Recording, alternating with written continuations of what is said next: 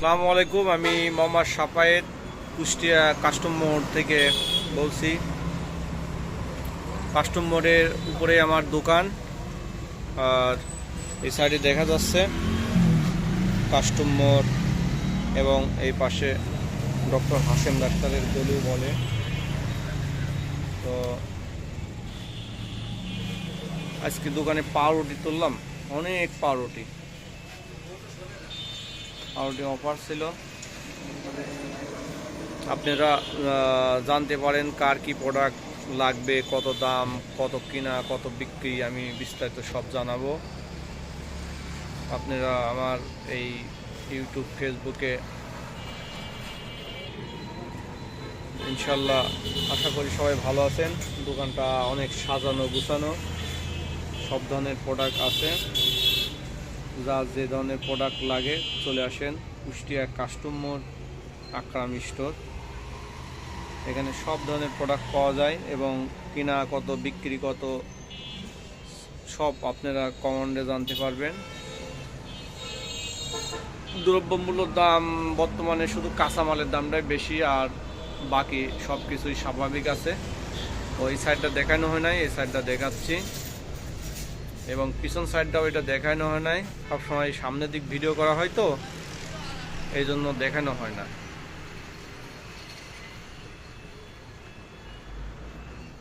সবাই কেমন আছেন? দোকানের কাজ ডিউটি বেশি, দোকানে পর্যাপ্ত ডিউটি। যদিও নিজস্ব ব্যবসা হয়, প্রচণ্ড ডিউটি। ধরেন সকাল যদি কেউ 8টা থেকে শুরু করে রাত 11টা পর্যন্ত।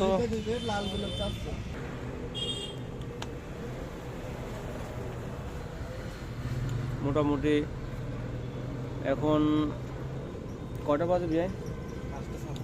5:26 বাজে। আজকে আবহাওয়া রোদ্রটা দ্রুত চলে গেছে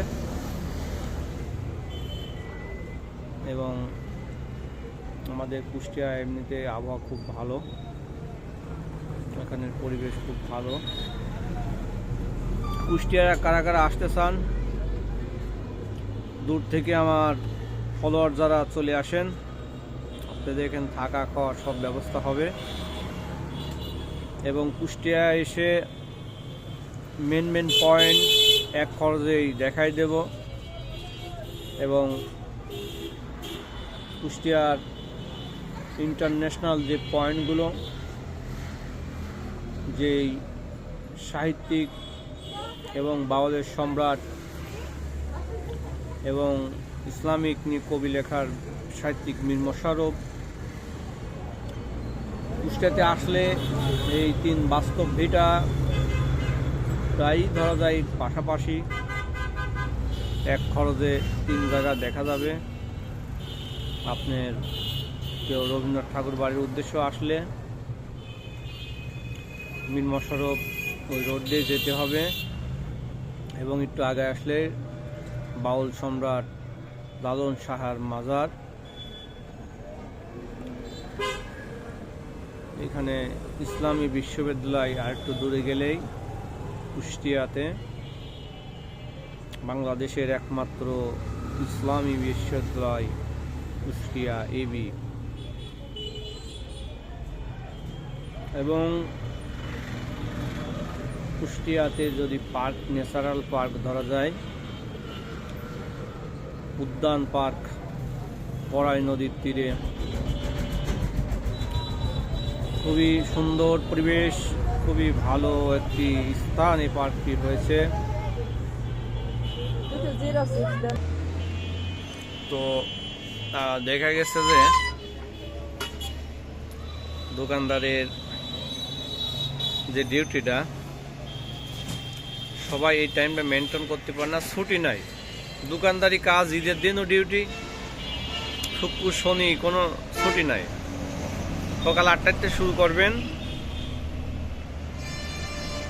রাত 11টা। তাও মনে সবাই বলে কি ব্যাপারে তো তাড়াতাড়ি বন্ধ করে দেওয়া হচ্ছে, তার মানে এটা ডিউটি পর্যাপ্ত। আপনি সকাল 8টাতে রাত 11টা যদি ধরা যায়, তাহলে দেখা গেছে যে 8টা, 9টা, 10টা, 11টা, 12টা, 1টা, 2টা, 3টা, 4টা, 5টা, 6টা, 7টা, 8টা, 9টা, 10টা, 11টা, 12 আর 3 15 ঘন্টা ডিউটি। 15 ঘন্টা বসে থাকবেন সারা জীবন দোকান খোলার পরের থেকে। বুঝে শুনে দোকানদারি করেন। দোকানের ডিউটি, প্রচুর ডিউটি, এত পরিমাণ ডিউটি দোকানের, প্রচুর ডিউটি। এজন্য সবাই দ্বারা দোকানদারি কাজ না, বেচা কিনা হোক না হোক খোলা লাগবে, বসা লাগবে। সবচেয়ে ঝামেলা হয় হচ্ছে যেদিন বড় বাজার বলে আমাদের কুষ্টিয়ার এদিকে, ওই বাজারে যেদিন বাজার করতে যায়,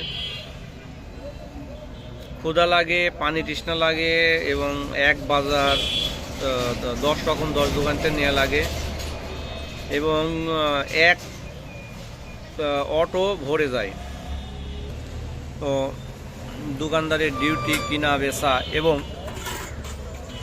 বর্তমানে দোকানের ফ্লাক্সি, বিকাশ নগদ, রকেট পর্যাপ্ত টাকা লাগে। বিকাশ নগদ ফ্লাক্সিতে মিনিমাম 2 লাখ টাকা থাকা লাগে, তবে ব্যবসা হয়। এখন বর্তমানে ব্যবসা করতে পুঁজি বেশি লাগে, আগে এত পুঁজি লাগতো না। আগে অনেকেই বাকি দিত, বাকি বেচা কিনা করে টাকা দেওয়া লাগতো। কিন্তু এখন দেখা গেছে যে নগদ টাকায় মাল তাও পাওয়া যায় না। আমরা সয়াবিনের তেল অর্ডার দিছি, 5 দিন পরে পেলাম। ম্যাক্সিমাম কোম্পানিতে মাল শর্ট। এই জন্য দেখা গেছে যুগের সাথে সাথে ব্যবসাও চেঞ্জ হচ্ছে। মানুষের দৈনন্দিন জীবনে সব কিছুই পরিবর্তন হচ্ছে। আগে দেখতাম আটার দাম বেশি, চালের দাম কম। এখন চালের দাম বেশি, আটার দাম কম। এইভাবে এখন আলুর দাম বেশি, চাউলের দাম কম। এইভাবে যুগের সাথে অনেক কিছু পরিবর্তন হতে দেখা যাচ্ছে। আর